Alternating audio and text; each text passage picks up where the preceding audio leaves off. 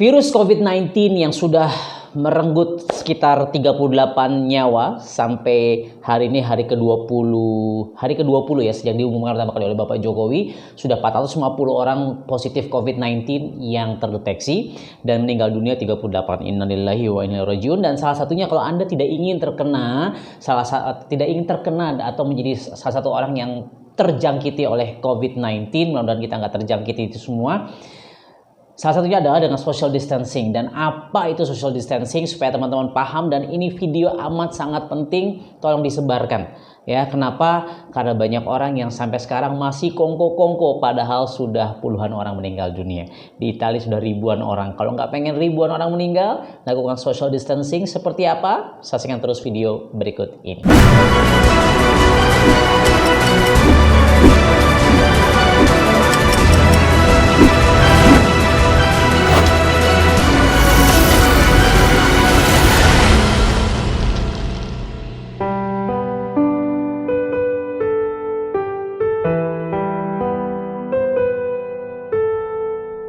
Assalamualaikum warahmatullahi wabarakatuh. Kembali bersama saya Dr. Andika Setiawan, your amazing mentor di channel kesayangan teman-teman, Amazing Life Project. Dan ke depan di masa-masa ya pandemik coronavirus COVID-19 ini, saya akan terus mengedukasi teman-teman. Kenapa? Karena saya masih melihat ya banyak orang-orang yang belum paham kenapa mereka harus aware akan namanya wabah pandemik COVID-19 ini. Khususnya mereka juga belum paham apa yang disebut dengan social distancing. Ya, kenapa sih mereka harus berjaga jarak? Kenapa mereka harus menjauhi kerumunan?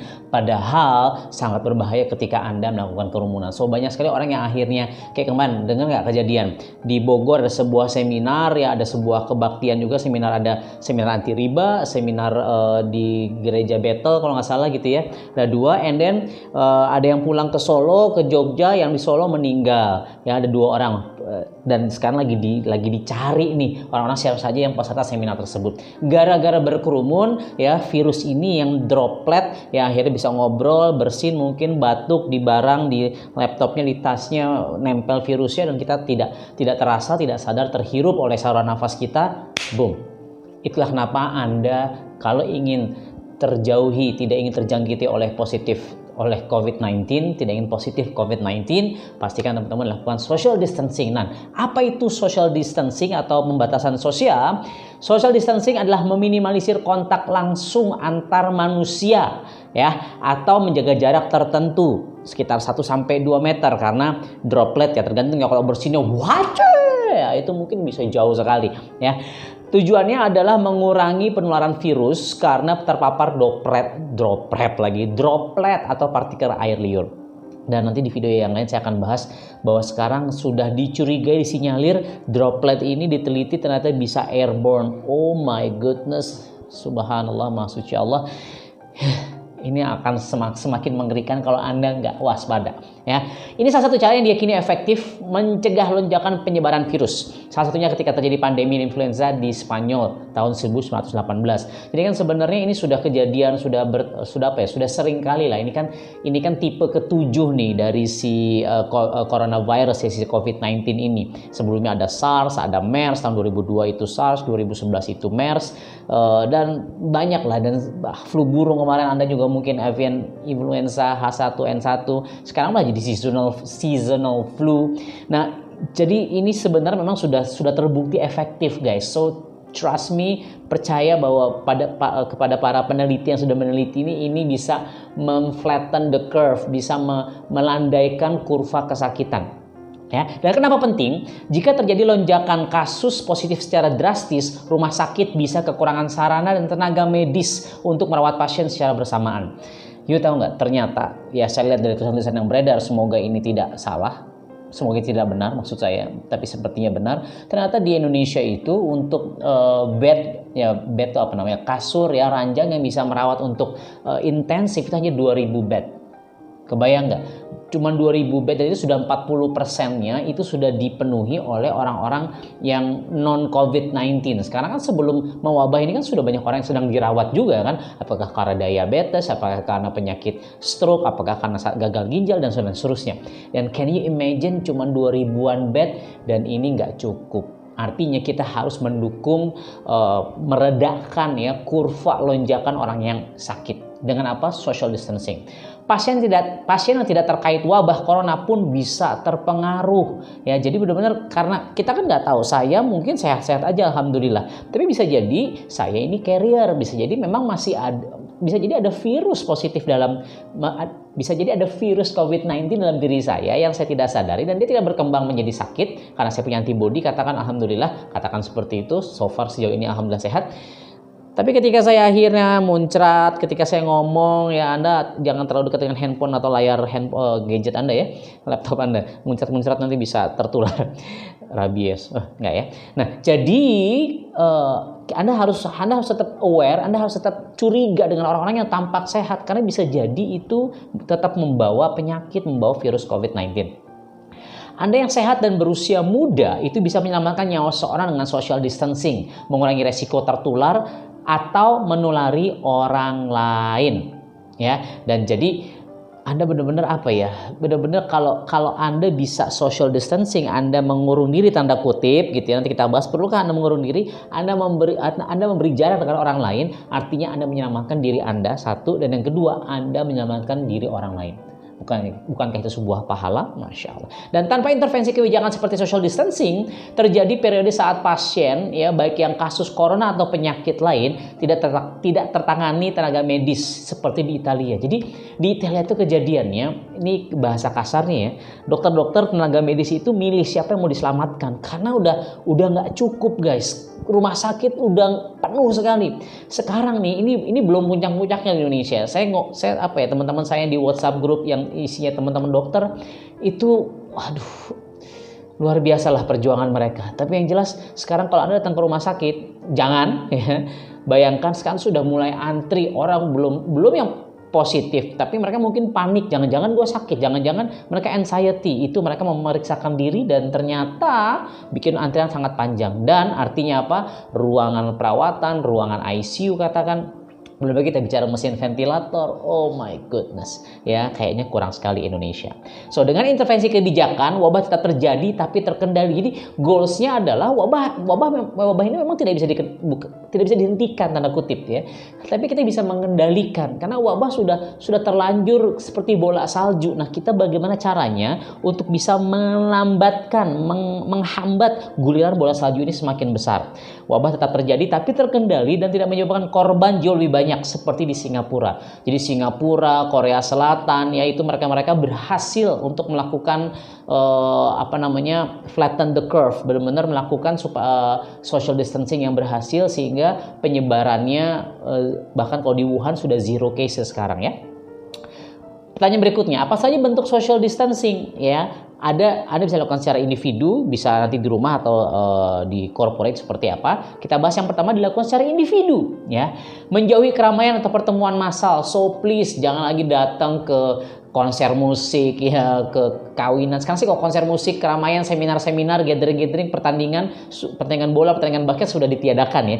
Tapi saya masih melihat ada orang yang bikin nikahan gitu. Please, udahlah ijab kabul aja gitu kan, resepsinya nanti kalau coronanya sudah tidak ada gitu ya. Masih ada kerumunan, wes kumpul-kumpul main sepeda di alun-alun ya. Saya ngeliat teman saya yang polisi ngegerebek mereka yang masih kumpul-kumpul kongko. Come on guys ya. Jauhi keramaian. Terus yang kedua, menjaga jarak dengan orang lain 1-2 meter. Kenapa? Tadi droplet itu bisa 1-2 meter muncratannya itu sampai ke Anda. Yang ketiga, tidak berjabat tangan, bergandengan atau berpelukan. Sekali lagi, tidak berjabat tangan, bergandengan atau berpelukan, apalagi sama yang lain jenis gitu ya. Yang keempat, mengurangi frekuensi ke toko, pergi hanya saat mendesak. Jadi kalau lo nggak perlu banget, jadi kalau lo nggak emergency banget untuk pergi keluar gitu ya, please stay at home.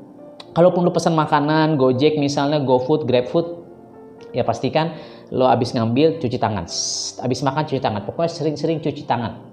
Ya, nah jadi itu yang dilakukan oleh individu. Yang kedua yang bisa dilakukan oleh teman-teman sebagai mungkin teman-teman punya perusahaan, punya staff, punya karyawan 1, 2, 3 orang, mungkin belum yang ratusan orang, mungkin Anda UMKM. Yang pertama, memberlakukan kerja dari rumah, working from home kayak sekarang ya. Tetap produktif. Saya tetap memproduksi konten-konten dan mudah-mudahan konten edukasi coronavirus ini bisa diterima di masyarakat, karena saya melihat ini genting guys. Kalau kita nggak menyebarkan informasi-informasi ini kacau Indonesia ya. Memberlakukan kerja dari rumah terutama bagi yang memiliki resiko tinggi terkena virus corona. Orang-orang yang sudah tua, mungkin dia punya diabetes, dia punya komorbid itu punya penyakit yang menyertainya ya. Jadi dia sudah punya penyakit yang cukup berat, apakah dia stroke misalnya. Sekarang stroke itu bukan orang tua aja loh. Teman saya umur 20, umur 30 kemarin masuk, teman saya juga ada yang umur 39 seangkatan kemarin masuk ICU juga gara-gara stroke. Nah, orang-orang yang nanti kita akan bahas di satu video khusus, bahkan orang-orang yang obesitas dengan body mass index yang kalau nggak salah body mass index obesitas ya di atas 30 kalau nggak salah, itu saya lupa, nanti kalau saya salah nanti kita bahas di video khusus. Itu benar-benar menjadi orang-orang yang resiko tinggi dan ini amat sangat berbahaya. Ya, membatasi jumlah peserta rapat itu yang bisa dilakukan. Tidak mengadakan kegiatan massal terutama di ruangan tertutup. Ya, sekarang please meeting saya juga tadi malam meeting pakai Zoom meeting yang online web conference, coba lakukan itu guys, ya. Dan apa yang bisa dilakukan pemerintah? Memberlakukan belajar jarak jauh untuk sekolah. Sekarang anak-anak sudah libur nih 2 minggu, mungkin akan diperpanjang lagi. Menutup ruang publik seperti tempat wisata. Ya, Anda jangan udah sekarang masjid banyak yang tutup tapi lu masih ke mall, please guys, ya. Tapi ntar mallnya nggak laku dong, ya sudah itu resiko ya. Dari video saya yang lain ngebahas tentang bagaimana dampak ekonomi terhadap coronavirus pandemik ini. Menunda event-event yang besar ya sudah diharamkan sekarang oleh pemerintah. Thank you pemerintah. Mendorong perusahaan memberlakukan kerja jarak jauh. Yes, working from home, remote. Nah, dan ini juga menjadi bahasan bagaimana kalau Anda punya sebuah perusahaan, ya punya sebuah bisnis, Anda sudah mulai harus membuat sebuah sistem di mana ketika badai ini sudah berlalu, bisnis teman-teman itu bisa remote, ya bisa dikerjakan dari rumah. Nah, ini kapan-kapan kita bahas di video yang lain. Apakah saya harus benar-benar mengurung diri di rumah? Well, perubahan yang terlalu ekstrim bisa memicu stres dan disorientasi. Maksudnya begini, Anda harus waspada, Anda harus aware, Anda harus memperhatikan apa yang harus dilakukan, terutama social distancing, tapi bukan berarti Anda harus panik. Ya, karena kalau Anda panik, disorientasi ini lebih berbahaya. So, jika Anda merasa tertekan di rumah, pilihlah kegiatan yang minim kontak dengan orang lain seperti berjalan, berlari, atau bersepeda. Anda juga bisa bersosialisasi dalam jumlah minim dengan tetap menjaga kebersihan tangan. Ya, jujur, ya sekarang ini kan belum lockdown totally gitu, orang masih bisa keluar-keluar. Saya masih suka jogging keliling komplek, tapi menjauh dari orang-orang, saya sendirian. Tek. Untuk apa? Menjaga kekebalan tubuh supaya nggak bosan di rumah. Kalau bosan di rumah, banyak orang yang stres juga guys, ya. Jadi coba ya, tapi kalau memang Anda ragu ya, lingkungannya mungkin berbahaya, mending stay at home ya, treadmill di rumah, angkat beban, angkat kursi, angkat kasur, Anda olahraga supaya kekebalan imunitas tubuh Anda tetap terjaga. Ya, jadi kalaupun Anda harus terpaksa keluar ke rumah, ya mungkin Anda harus beli sayur mungkin ke warung, ya pastikan jangan banyak berinteraksi dengan orang-orang di luar sana. Berada di ruang terbuka juga lebih mengurangi resiko terinfeksi karena droplet partikel air liur akan jatuh ke tanah dan bukan pada benda. Ya, ini pada benda nih, ya, ada yang bersin di sini terus kita handphonean, teleponan dan kita menghirup si droplet, si virus, boom, kena jackpot. Ya, so guys, social distancing ini adalah sebuah terapi, sebuah aksi nyata yang Anda bisa lakukan untuk menyelamatkan diri teman-teman dan menyelamatkan orang-orang di sekitar Anda. Kalau mungkin Anda punya daya tahan tubuh yang bagus, belum tentu dengan orang tua Anda, belum tentu dengan kakek nenek Anda. Tadinya saya masih berpikir ada sebuah hipotesa ini tidak akan menjangkiti orang-orang yang punya umurnya masih muda, yang nggak punya penyakit bawaan, penyakit ikutan yang komorbid. Ternyata ya ada dokter ya, teman sejawat, dokter spesialis saraf, dokter Hadio sudah menjadi almarhum. Semoga Allah menerima di tempat terbaiknya, di sisi terbaiknya. Beliau umur 34 tahun, seorang dokter. Ya walau alam sepertinya kalau umur 34 tahun masih sehat-sehat, tapi penyakit ini benar-benar mematikan guys. So kita doakan mereka-mereka yang sudah syahid, mereka yang sudah meninggal dunia, wafat karena COVID virus ini, menjadi orang-orang yang memang diberikan tempat terbaik di sisi Allah Subhanahu wa taala. So, bagi Anda harus ikhtiar, bagi Anda harus berusaha sekeras tenaga, sekeras mungkin untuk menjaga diri teman-teman dan diri orang-orang yang Anda cintai di sekitar Anda. So guys, stay healthy. ya. Stay happy and stay at home. Social distancing. Subscribe, like, comment, and share. Saya Andika. Assalamualaikum warahmatullahi wabarakatuh.